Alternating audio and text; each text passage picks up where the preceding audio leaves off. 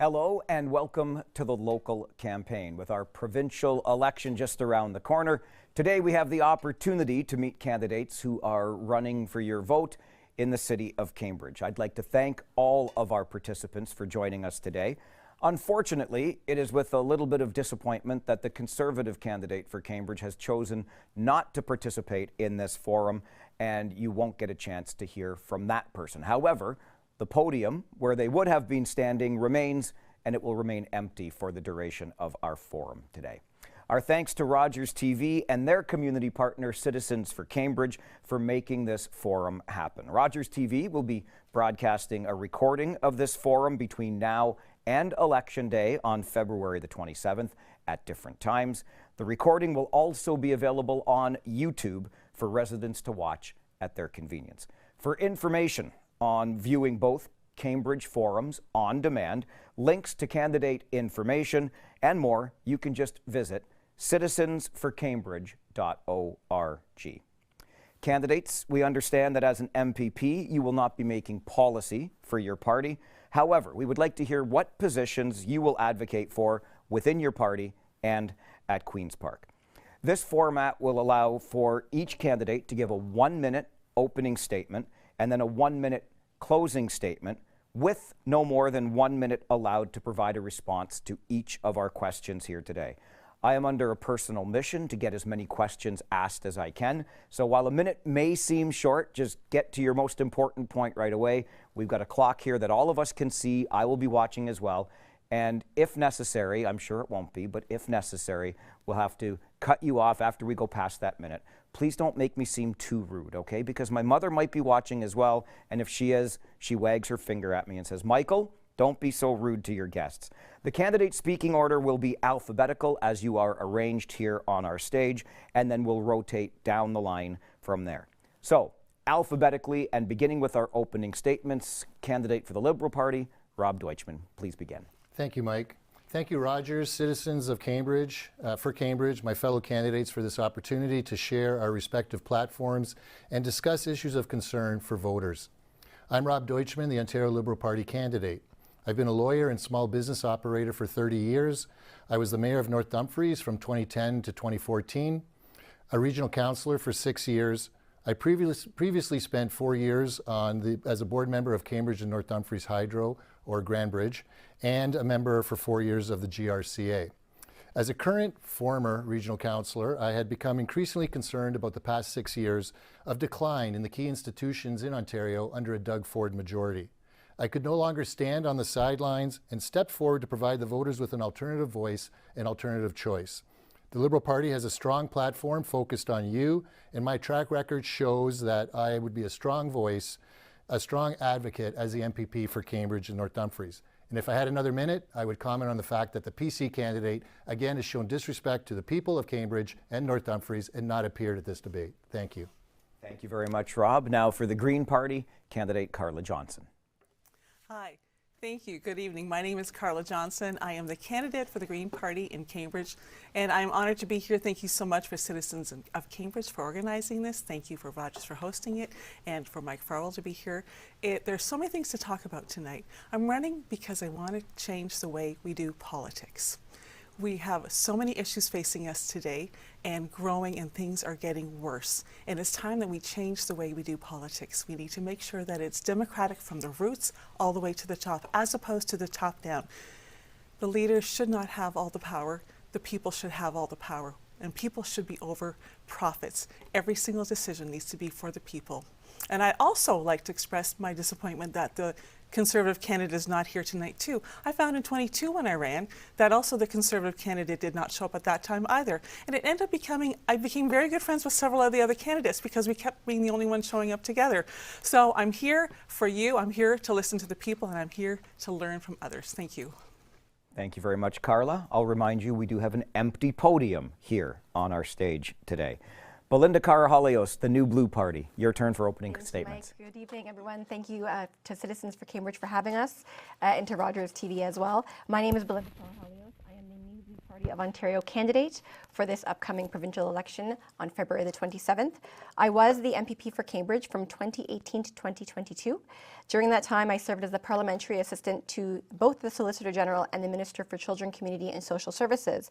My first private member's bill, which was blocked from becoming law by the PC party, was to create penalties for those who interfere with internal party elections. As MPP, I consistently pushed back on the government to protect our community. I fought against the abuse of governmental planning powers, a drug injection site, and amalgamation, to name a few. I am currently the president of the New Blue Party of Ontario and live in Cambridge with my husband Jim, our 9-year-old son, and our Basset Hound puppy. Thank you very much, Belinda. And your NDP representative in Cambridge, Marjorie Knight. Opening statements, please. Good evening, everyone. Thank you, Rogers, and thank you, citizens of Cambridge, for having us here.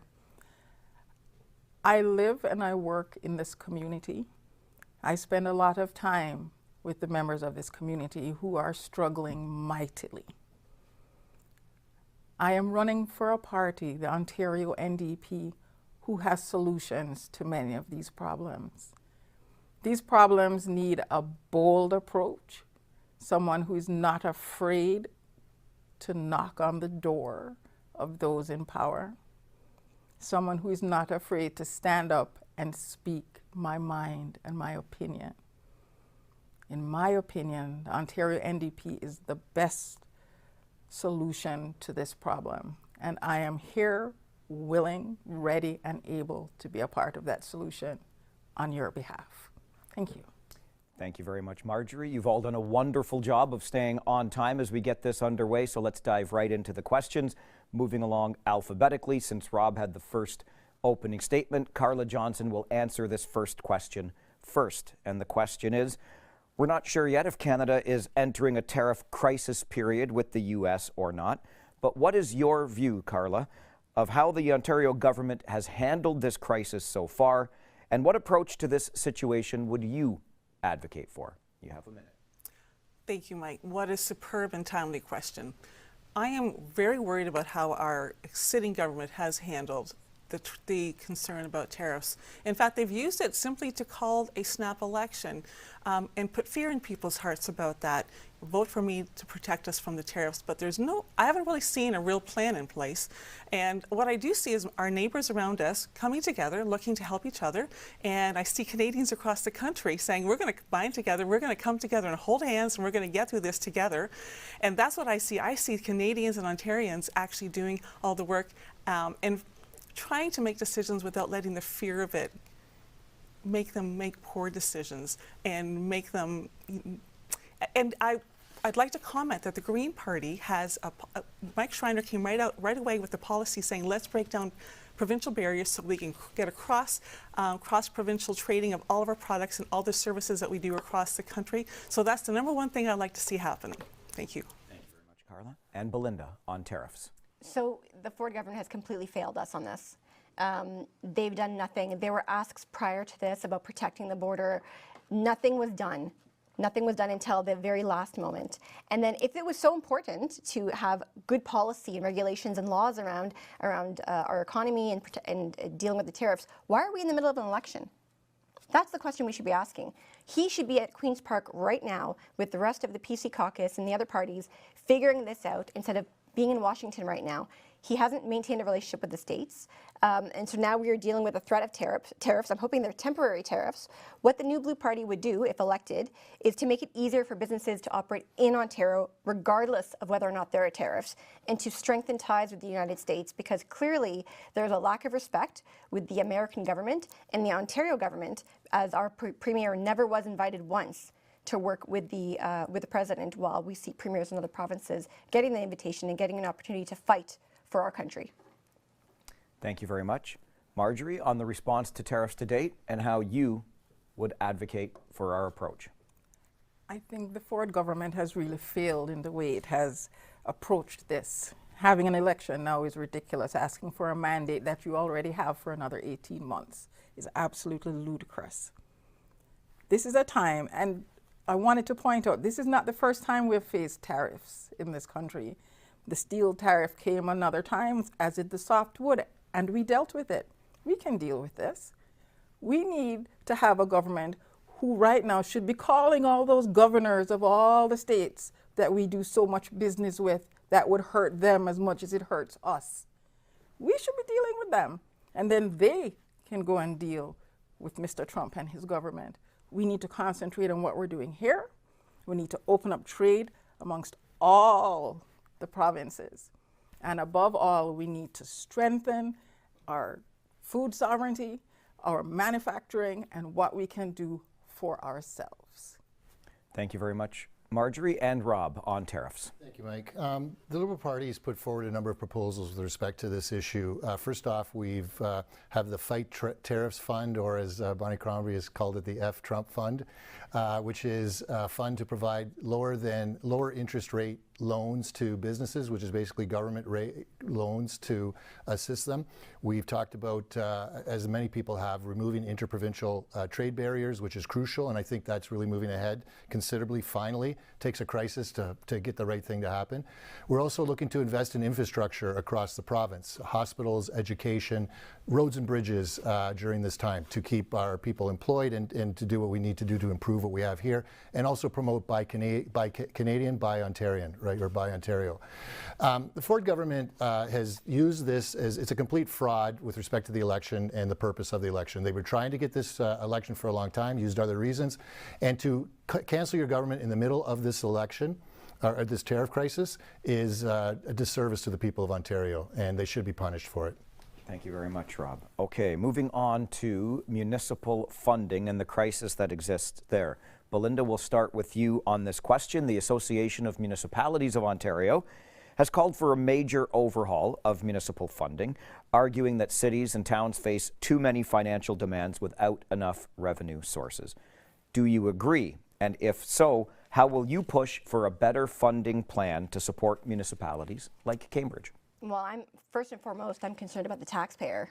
So while the municipalities are asking for more money and the province is asking for more money, that money is coming from the same person, the taxpayer. And we need to be defending them. We have very limited resources. The pockets are only so deep. So while I appreciate that the municipalities need more money, how are they currently spending that money? And how is our provincial government currently spending that money? Because right now what we're seeing is developers working with particular lobbyists who are friendly with the PC party getting certain deals to get things done, bypassing developer fees, which are not helping our municipalities. We need to dive into that a little more deeply and understand that at the end of the day, the priority is and will always be the taxpayer, and we should be looking at more financial responsibility and accountability on both the provincial and the municipal side. Thank you very much, Belinda. Marjorie, on a new fiscal deal for Ontario municipalities. I agree 100% with them. We definitely need a new municipal deal. There has been so much downloaded onto the municipal governments that obviously they do not have the money for, and it's pay Peter, take it away from Paul situation where you're just moving money around trying to see who is screaming the loudest. It doesn't make sense. We are saying that there needs to be a new deal. We can do this by, for instance, taking 50% of the transportation operational costs and uploading that back to the province. We're talking about shelters and the operation of shelters, uploading that back to the provincial government. We're talking about building. Right now it's the municipalities, it's nonprofits, it's churches, it's everybody except who it needs to be, provincial government. So we are going to take back some of those things and free the money for the municipal. All right, Marjorie, thank you for that. And to Rob on funding. Yeah, thank you, Mike. This is probably the single most important issue for me and why I'm running. As a former municipal politician, I recognize that the property tax base is being asked to do too much. We have an acronym called PILL, P-I-L-L, which is Provincial Initiatives Local Levy. And what's happening is too much of the provincial downloading is happening, the provincial initiatives, and requiring local levy or property taxes to pay for. So things in public health, social services, homelessness, affordable housing, supportive housing, all those things that we're doing were never really designed to be done on the property tax base, which is really waste, transit, transportation, and things like that. So I don't disagree with Belinda or Marjorie, and I'm sure I'll agree with Carla with what she has to say as well. We do need a new deal, but there is one taxpayer, but it needs to be adjusted because too much, the Ontario government claims they don't raise taxes, but they're doing it on the backs of municipalities, educational institutions, hospitals, etc. And there definitely needs to be a new framework. Okay, thank you. And Carla, on funding. Thank you. So many things brought up already by my associates here tonight. Our municipalities are the ones that are carrying the weight of so many of the needs. The biggest thing I hear when I'm talking to people during this campaign is the issue of homelessness and the complete neglect from the provincial government around that. And the weight of that's been put on the municipality. Mike Schreiner was here 2 days ago when we visited the new women's shelter that's going to be opening up at Grace Bible Church in Galt. And what we heard was how they struggled to get funding for that. And we struggled to get it from the city. And it was the region that came through with the funding. And the YWCA is working on that. And all I see, we went to Porchlight Counseling and Addiction Services, and I heard them talking about patchwork funding, how much brain space is spent trying to keep their programs running by taking pieces and from here and there. And what we need to make sure everything is funded properly and thoughtfully, as opposed to just playing games with people. And downloading costs onto municipalities is a game that many governments before the Ford government have been doing. It's time for a new deal. Thank you, Carla.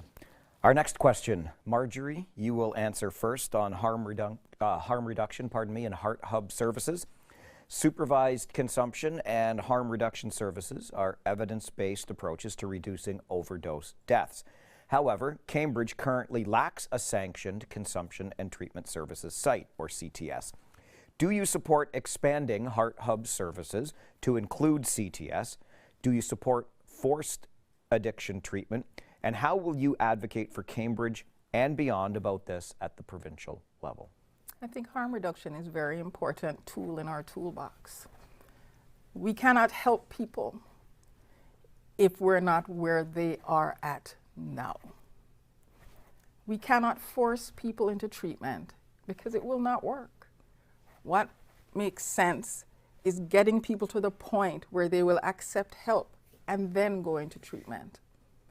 Harm reduction saves lives. And these lives are as important as everybody else's, our mothers, our brothers, our cousins, our children. This is who is affected by this. If we don't have a CTS site, if we don't have somewhere where they can check medication to make sure it's safe, exchange needles, what's going to happen is it's going to be all out in the community for everybody to see. And we all recognize that nobody wants to see that. We need one desperately. And Heart Hubs, they need to have it too. Thank you, Marjorie. Rob, on harm reduction and Heart Hubs. That question requires more than a minute, and I echo a lot of what Marjorie said with respect to it. I just want to point out the CTS site that was operating in Kitchener was doing an excellent job, and CTS sites are designed to go to places that have a sort of a hot zone of overdose. They're not designed to deal with the issue throughout your community. They're dealing with your hot zones. And the one in Kitchener, by all accounts, was successful. In fact, there's a daycare across the street that supported it. Crime rates go down around a CTS, and the paraphernalia around them is also decreased. So we definitely need them. And the other thing, too, we're pointing out, the province pays for the injection site. When they're removed, people will shoot up in bus shelters and other places. And who has to respond in that case? Fire, police, paramedics. That's, again, municipal cost. So now, for example, the City of Guelph just added $500,000 to their budget to deal with the offshoot of this. We need both. The Heart Hubs we need harm reduction as well, and it's important for our community to get it right. Thank you, Rob. And Carla.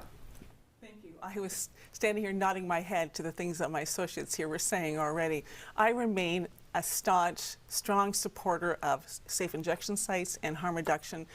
Any way that we can bring it to the community, any way that we can bring it to people. Our number one job is to keep people alive in this province. That's our number one job, and that's the government's number one job.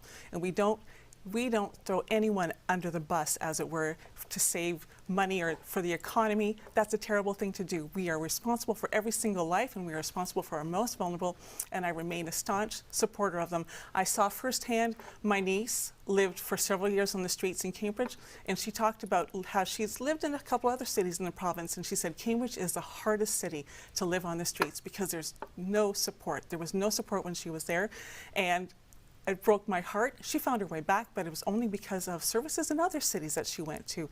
I will always be a staunch supporter of keeping people alive, no matter what. Thank you, Carla. And Belinda. Thanks, Mike. So from 2018, I've been very vocal about my stance on the drug injection sites. I'm against them. They are not wanted in many communities. The Ford government had continued the Liberal plan on these injection sites and in fact increased funding towards them. What we need to be looking at, because we're still seeing needles within the community, unfortunately, it's not helping. We need to be looking at the root causes. Why are people turning to drugs? Are we teaching children about this in the schools? I don't think that they're doing those programs anymore. We need more rehab. We do not have enough rehab beds in this province, and the ones that are available, you're waiting months. When people need help, they need help right now. We need more outreach workers, but having a place to safely inject illegal substances, I am firmly against. I think it is a poor use of taxpayers' dollars. Thank you very much. Moving on to encampments and our homelessness response. Rob, you'll get the first chance to answer this question.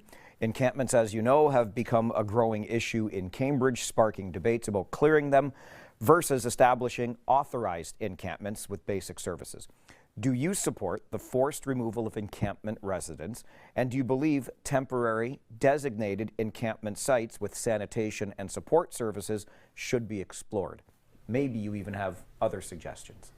Yeah, right on that point. When I was at Regional Council, if I was still there, my plan was to take a look at what Hamilton and Guelph had done recently with respect to creating a bylaw that designated areas for encampments. The issue is, if we're going to get treatment to people and services to people, we have to know where they are. If they're living rough in the dark, living in areas where we can't get to them, we can't get the services to them. The nice thing about the idea of designated areas for encampments is that many of those community groups that are out there assisting, bringing food, bringing other services, counseling, and other things to people that are living rough, it's an opportunity to find out where they are and get that to them. So I do support the concept of looking into developing a bylaw if the municipality wants it again, right? This is up to the municipality because they're the ones that are dealing with it on the front line. In Ontario, it's the municipalities that deal with it. But I do support the concept because right now we're not out of it. I mean, we have so much work to do that encampments are part of the picture, and forcing people to move out into and live in rough areas is creating dangerous situations for people. Thank you, Rob. And Carla, on encampments. Thank you. Anything we can do to keep people alive, anything we can do to keep them in a shelter that's safe, we have to do. It's our primary responsibility to keep people alive in our province. The idea that the Ford government came up has allowed for bulldozing of encampments, has turned it into a criminal offense that you can be fined and jailed for. That's the wrong direction that we should be going in. And I wish that our PC MPP was here to explain the logic behind that decision. As a trustee, I sit at the WDSB school board, and we have a Better Tent City, which we actually support as a school board, and it sits on our property. And what I see there is a really lovely community where people come together. There's wonderful supports together, and they work and they help each other, and people can come and bring food and gifts and all sorts of things. And that is what we need to be doing. We need to be keeping people sheltered and safe. Leaving them to live on their own out in the woods anywhere else is just so traumatizing and so terrible for people. So we have to help each other now. Thank you, Carla. And Belinda. People need jobs. They need to feel like they're part of a community. These encampments, I do not believe that they're safe for those individuals who are using them, and it's unfortunate that they feel like they have to use them. We don't have enough spaces in our homeless shelters, and unfortunately, the one that we have in downtown Galt, my understanding from speaking with people is that it's mostly young men that are there. Women do not feel safe going there. Anyone with children do not feel safe going there. Lots of things happen, a lot of drug use. We need better for our individuals who actually need help. We have great social services in Cambridge, but if we're focusing on these tent cities, which are going to be, they're not safe for those walking by. People who live in the neighborhood are not happy with it. Like, we live in a community. Like, we need to work together on this and find out the reason. Why are these individuals homeless? Why are they choosing the tent cities? And then at that point, we can figure out, how do we solve this issue? How do we make it better for them? But I think the number one issue here is helping these people get back on their feet and get a job and become active members of our society. Right, thank you, Belinda. And Marjorie. Look outside today. The wind, the rain, the snow, the ice. Do you think anybody really wants to be out there in a tent today? No, they don't. They don't, but where will they go? There is no housing for them. There is no shelter for them. We have one women's shelter. Where will they go? How will they work? You have nowhere to shower or bathe or do anything to be able to make yourself presentable to go to work. How do you apply for a job when you live at no fixed address?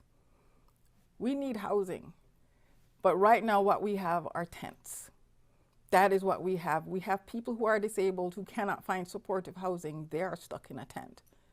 We have seniors who are stuck in tents because they can't afford rent. People are out there for many reasons, not because they're drug addicts or because they're mentally disturbed. They have nowhere to go, and we need to make it right. Thank you, Marjorie. Moving on, we'll next talk about supportive housing. Carla, you will get the chance to answer this question first. Supportive housing, or affordable units with on-site support services, are crucial for addressing homelessness. Yet, Cambridge has far fewer units than required.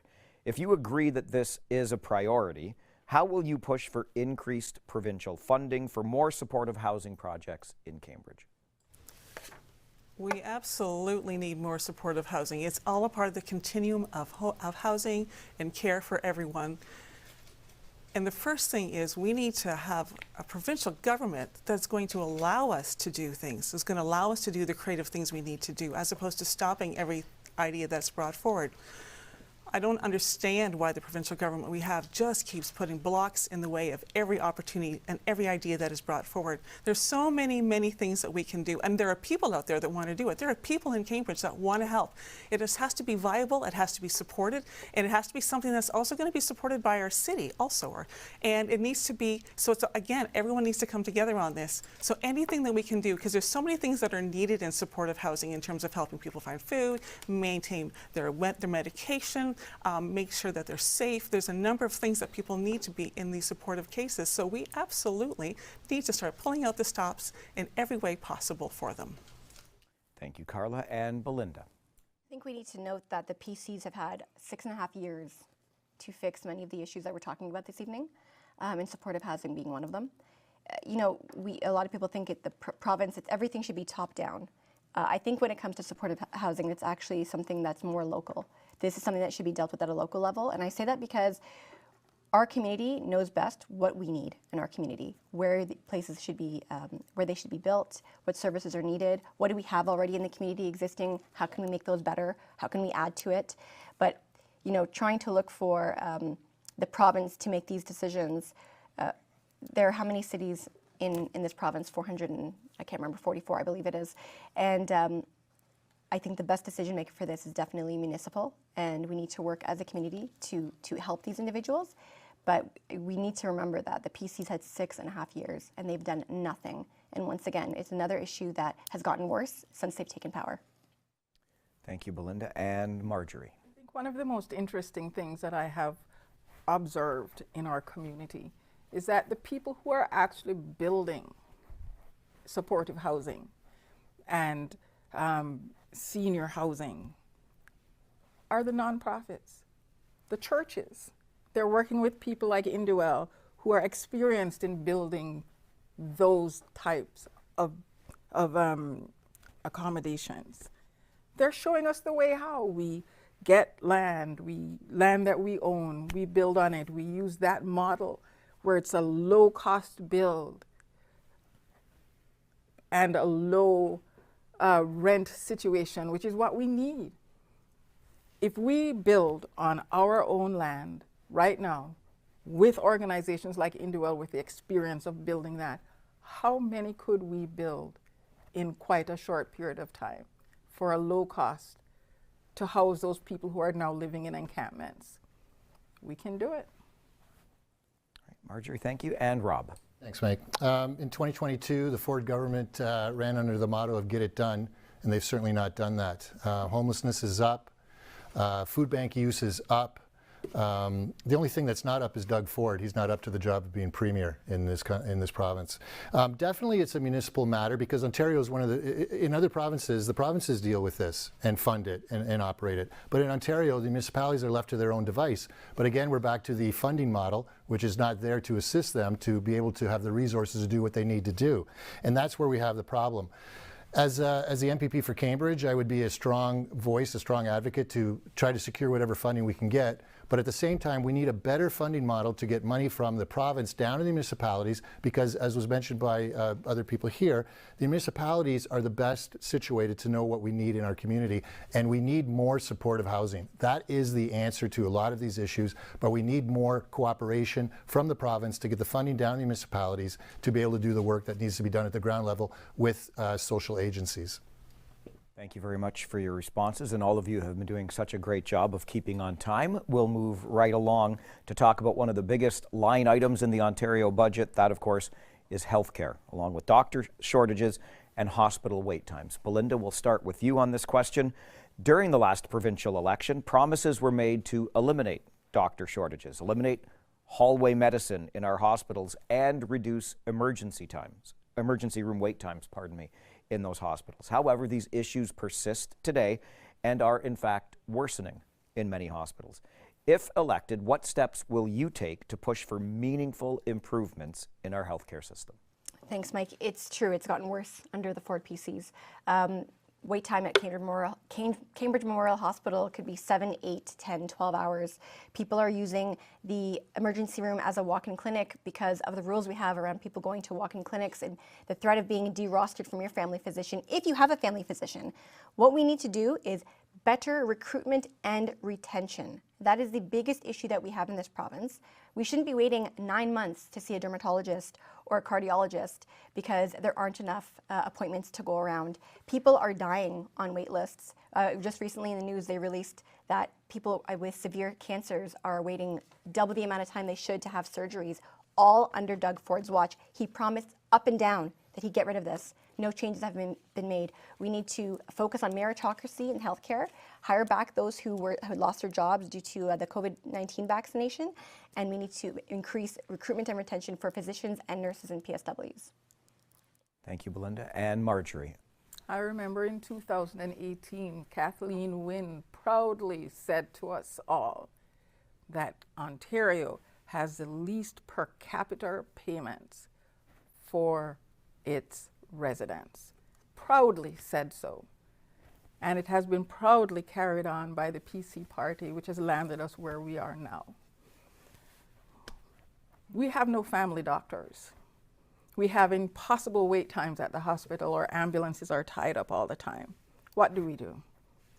We need to hire more doctors. We need to bring in more spaces in our medical programs. We need to recruit people from outside of Canada to come into our medical programs. We need to fix this red tape around people who are here, who are medically trained and cannot practice. And more than anything else, we need to hire the nurses and fund our hospitals properly. Thank you, Marjorie. And Rob, what steps would you take to push for meaningful change in healthcare? Thanks, Mike. Healthcare should be the #1 issue. Outside of the Trump tariff issue, healthcare should be the #1 issue. Healthcare is basically your economy is crucial. Healthcare is crucial to your economy, like education. But the Liberal Party would promote hiring 3,100 additional doctors, spending $3.1 billion. We're looking at expanding the capacity at existing schools and building 2 new medical schools. We're looking at expanding the number of residencies. It's a crucial issue. 2.5 million people in Ontario do not have a family doctor. And so that's why we have this reliance on emergency room care.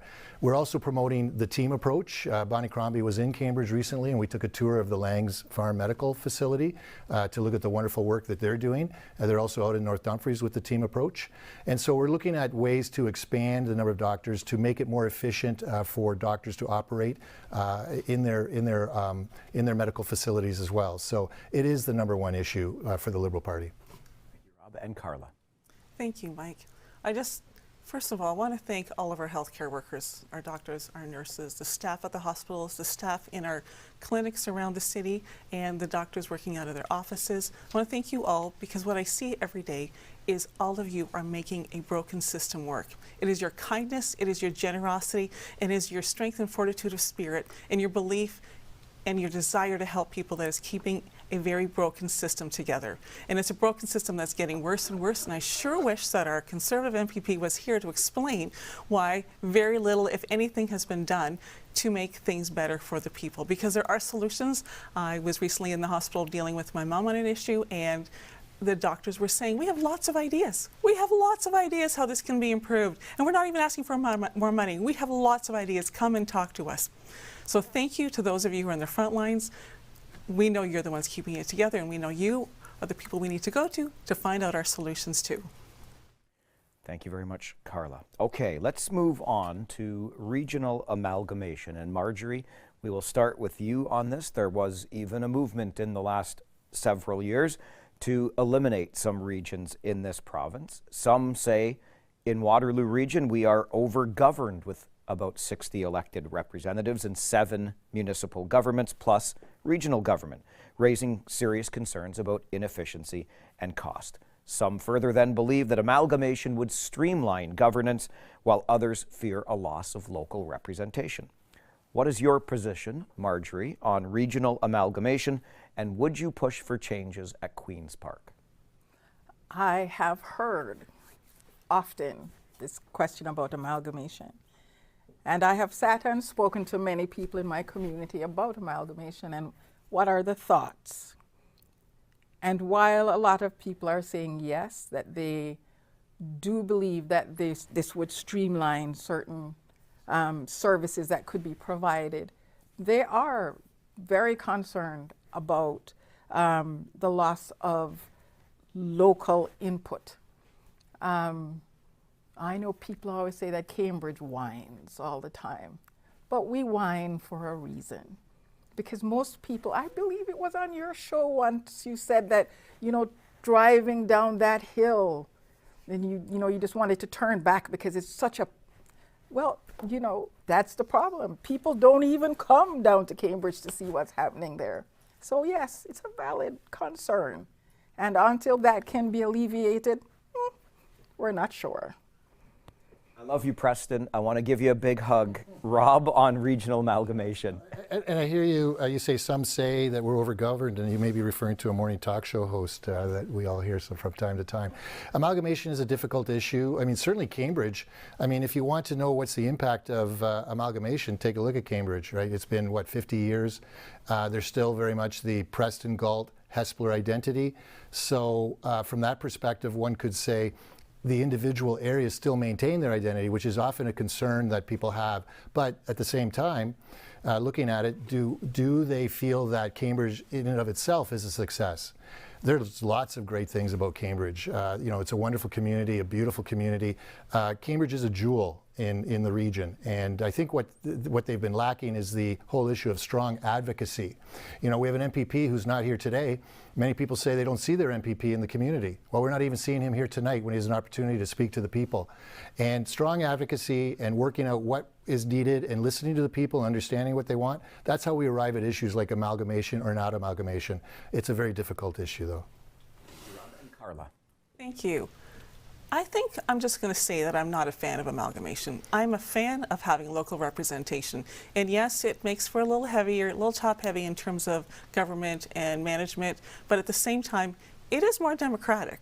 It is more democratic that you have someone who's representing you that is more accessible to you and understands, is closer to what you're living with and what you're dealing with. So that's where I'm coming from. And also, when I moved to Cambridge, which was just over 30 years ago, the amalgamation in Cambridge was still new. It was a new thing, and people were not happy with it. And I remember thinking, oh, I'm sure in time we'll get used to it. And we actually haven't. And I'm not saying that's a bad thing. I'm just saying it's a part of human nature. I think I like to say we are a a good-sized city, but we have a beautiful small-town feel in Preston and Galls. And Hespeler, even though Hespeler is not a part of the Cambridge riding, you are still a part of Cambridge. And Blair, like we have these lovely, wonderful communities that there's still vibrancy in those communities. So I'm a fan of keeping our democracy local and keeping representation numbers higher. Thank you, Carla. And Belinda on amalgamation. Thank you. This is something that I dealt with in my first term as MPP. People are not for amalgamation. I'm also against amalgamation. I do not think it's going to save any type of money. I think you're going to see the opposite. I think we're going to see more money being spent. I am a big fan of cooperation agreements. I think that, you know, Cambridge as it is, we have fairly high property taxes. If we were to get out of the region and work on cooperation agreements, I think that would make more sense. I feel like the province, they get involved much too much in terms of the way things operate at the municipal and regional levels. They need to back off. We're seeing that, especially not in Cambridge, but in Wilmot, where we saw the land expropriation. The New Blue Party and myself, we are not for land expropriation. There is a lack of transparency with this government, a lack of respect for the taxpayer. We need to focus on that and bring that back. And I think Cambridge should remain as Cambridge. All right. Belinda, thank you very much for that.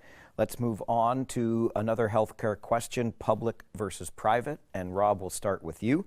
Many are concerned about an underfunding of Ontario public healthcare while simultaneously expanding support for private healthcare in the province. Concerns include the public system losing nurses and doctors that are crucial for an effective public system. Do you share those concerns? And if so, would you support legislation to protect our public health system from excessive privatization? Yeah, absolutely. I mean, one of the hallmarks of Canada is our OHIP system, our public healthcare system. We have to get our public healthcare system right before we start looking at private healthcare. Now, I understand, you know, you could take a look at the Shouldice Hospital surgery clinic, which is very successful and is privately operated. But overall, if we are not ensuring that we have a adequate, accessible, available to all public healthcare system, then we as a country, as an economy, are going to be in trouble. Because if we don't have a healthy population, if we don't have a way to ensure that our people are able to get access to the care that they need without having to bring a credit card to get it paid for, then we're going to be in trouble as a community. So before we start to shift the focus to private, we have to focus on ensuring that public is done right, and it certainly has not been done right here. We see emergency room wait times increasing. We see emergency rooms closing across Ontario. We see people in Walkerton waiting 5 hours to get a family doctor. Our system is crumbling, and we've got to focus on getting that right before we start shifting to a private system. Thank you, Rob. And Carla, public versus private. Thank you. Your tax dollars should always return to you. They're from you and they should be for you. That is the number one thing that must guide all of our decisions. We want to put our money into a public healthcare system. It needs to be kept public. The idea that there are some people with big pockets that want to get in on, they want to make money off of your illness. They want to make money when you're sick. That to me is absolutely unacceptable. We need to make sure that all of your tax dollars are being put back into our public system and serving the people of Ontario, because it's all about people over profits. And I'm going to say that again. It's about people. The Green Party's foundation concept is people over profits, period. Thank you, Carla. And Belinda. You know, we talk about two-tier healthcare in Ontario. We actually have four-tier healthcare in Ontario. We have those who have family doctors and the money to do what they need to do if they need it. We have those who have family doctors who don't have the money. We have those who don't have the money and don't have a family doctor, and those who don't have a family doctor and have the money. So you have four different subsets in our population who can get varying degrees of healthcare or no healthcare at all. And the issue is that our healthcare, we have a lot of money in healthcare in this province. We're spending billions of dollars. We need to reduce the administrative costs. We need to figure out from the physicians, from the practitioners, what is lacking. Because I know that there is a lot of red tape around the way medicine is practiced in this province that's preventing the physicians to do their job appropriately and to the best of their ability. And who is suffering because of this? It's the patient and it's the taxpayer. Thank you very much. And Marjorie. I think it's a travesty that we're taking public dollars and putting them into private care. I think our public service is greatly needed. It has been admired for so many years from so many across the world. And to watch it crumble to this is absolutely heartbreaking. We need to fund our hospitals properly. We need to make sure that we have an adequate nurse to patient ratio.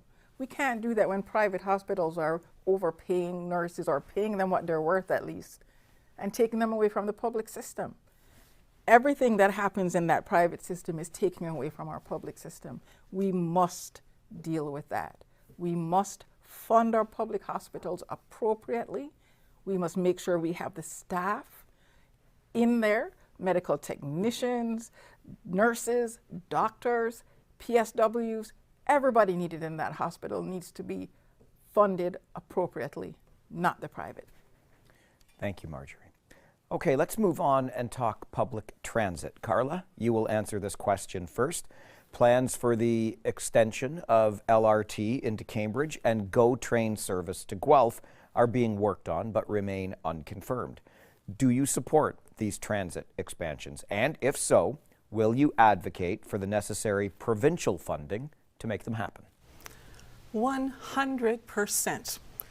Especially in Cambridge. We know in Cambridge how we feel isolated and locked in. We don't even have a way to get to Guelph through public transit or to Brantford with public transit. There used to be more options. We need public transit in all sorts of forms. I understand there was a time, and maybe my associates here remember this, there was a time when there was discussion of actually having a GO station in Cambridge at one point, and that got kiboshed for some technical reason. People in Cambridge have been waiting for better public transit for a long, long time, and it's going to make a huge difference in people's lives. The ability to get around and go to places and do things, to get to work, to visit family, to get to the grocery store, even all of these things public transit makes a huge impact in all the various ways that we're doing it. We must get more support from the province for it. Thank you, Carla. And Belinda. The LRT, I'm against. I don't think we need it in Cambridge. I think it's going to cost billions of dollars, and I don't think it's a good use of taxpayers' money. The GO train issue has been talked about for well over a decade. We had the Liberals promising it before that, and then the PCs. This is a great example of all talk and no action. This is something that they go out on with their podium and they say, we're going to bring GO train to Kitchener, we're going to bring GO train to Cambridge, and it's not happening. And to make matters worse, there is no transparency about how these discussions are going. We don't know what's going on. We don't know where they're at in the discussions. Is this going to happen next year? Is it going to happen in 10 years? Is it going to take 20 years? There are no realistic expectations.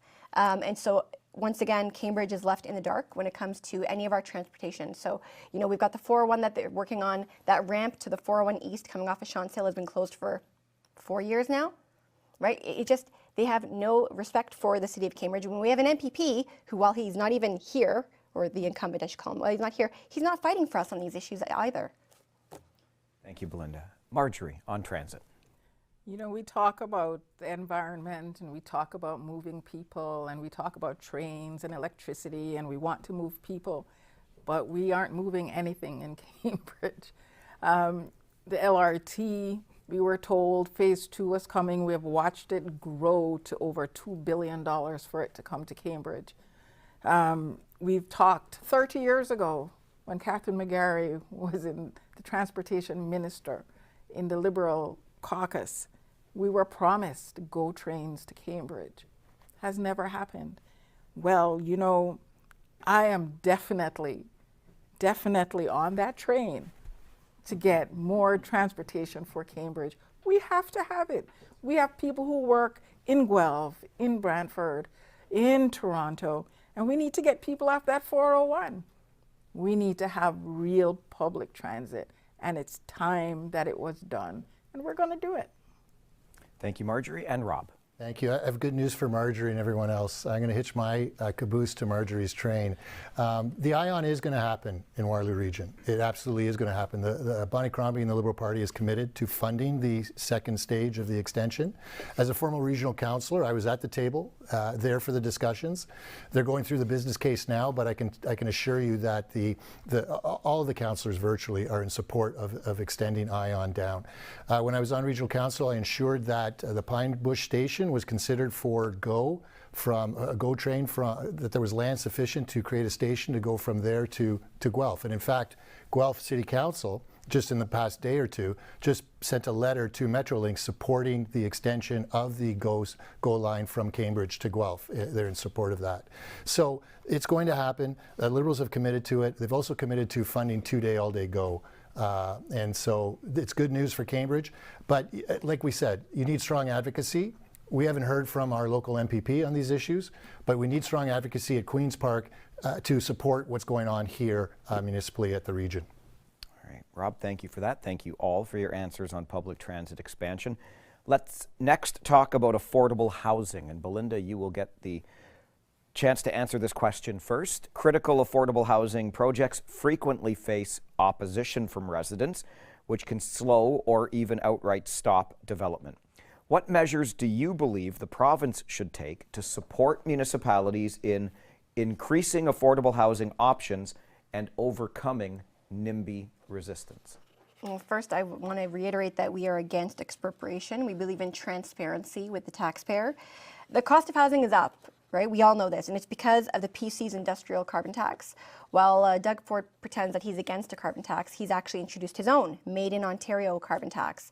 And a lot of people don't realize that, and that is adding to the cost of everything. In Ontario, if a developer wants to build, they just need to make sure that they use one of the PC's lobbyist buddies and to run things along that way. The way will be paved for them if they use the right people.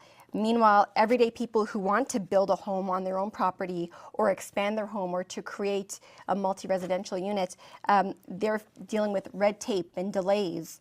The other piece is the community engagement. You know, we don't see a lot of that in Cambridge. And when we do engage with the community, a lot of the feedback is ignored. So we, again, need to respect the taxpayer and have transparency with the taxpayer as well. Thank you, Belinda. And Marjorie. I think it's going to be an interesting time for us all. We all agree that we must build. We all agree that we need housing. What we don't all agree on is where. And I think we've come to the point now where something has to give. Things are not always going to go our way. Sometimes there will be a fourplex in your community. Sometimes there will be an apartment building in your community. The bottom line is housing is a right, and we need housing for an awful lot of people. The one thing we cannot generate is land. The one thing we are generating now is homelessness. People are demo-evicted and reno-evicted on a daily basis with nowhere to go. If we don't build, we will not be able to house our people. So it's going to have to happen somewhere, maybe in your neighborhood. All right, Marjorie, thank you. And Rob. Thanks, Mike. The issue of affordable housing is a question that is searching for a definition because there's so many people talking about what is affordable housing, what rates are we talking about. We do know that things are unaffordable. Rents are too high, and they've gotten higher under the PC government. Doug Ford, when he waived the rent increase caps for buildings, units after 2018, caused more of a problem. I'm sure the idea was to encourage building, but what is encouraged is rent evictions, people getting kicked out, somebody wants to paint a wall, kick somebody out and raise the rents. We've got to get back to, the Liberal Party will get back to phasing in rent controls to deal with that issue. We also have a rental emergency fund to help people who are nearing being evicted. But with respect to the planning issue, municipalities in the province have to get together. We can't have the province superseding and interfering with municipal decision making all the time, but we have to provide them with the tools and the funding to allow them to be able to do what they need to do. We have to respect municipal decision making on this issue and what they want to do and how they can do it, and the province has to be there to support them in what they do. And I like Belinda's comments about the gas tax and Doug Ford's failure with respect to that issue. Thank you, Rob. And Carla. Yeah, thank you. We in the Green Party like to use the word deeply affordable housing because even affordable housing today seems to be not even affordable for too many. So we need to use the phrase deeply affordable. Everything that we bring in needs to have entrenched in it an opportunity or an option within a development for deeply affordable housing in all of the options that we look at. It's not lost on me that the sitting Ford government, and I'll be honest, I'm not sure why people continue to vote for this government because it's neither conservative nor progressive in any way. They sold off chunks of our greenbelt to people that we don't really know or understand. That's under investigation by the RCMP, more interested in selling off chunks of land to big developers than actually taking care of the people and the most vulnerable who need it the most. It's very sad, it's very shameful, and we need to look at all options now. Thank you very much, Carla. Okay, we're just over 5 minutes still to go, and we want to have time for closing statements from each of our guests here and candidates today. So let's move into that portion. We had the last question start with Belinda. So Marjorie, will give you the chance for the first closing statement for us here today, please. And again, you'll have one. We have an opportunity in this election.